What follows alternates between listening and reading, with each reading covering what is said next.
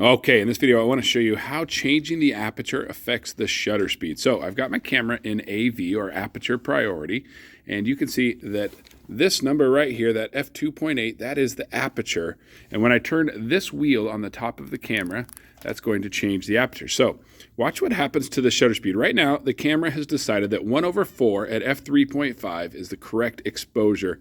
But watch what happens as I change the aperture. You can see as I let less light in with the aperture, the camera is compensating for that by letting in more light through the shutter speed. As I raise up the aperture, make this number higher, which is making the hole smaller, so less light is coming through the aperture, the camera's saying there's a lot less light coming through that little hole, so I better let more light in by using a slower shutter speed. So you can see the higher the aperture, like f22, the slower the shutter speed has to be, or the opposite.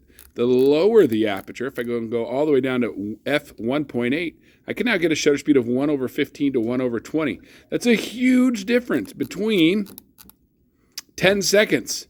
And that's why aperture matters so much and why we have to make sure we're setting the correct aperture.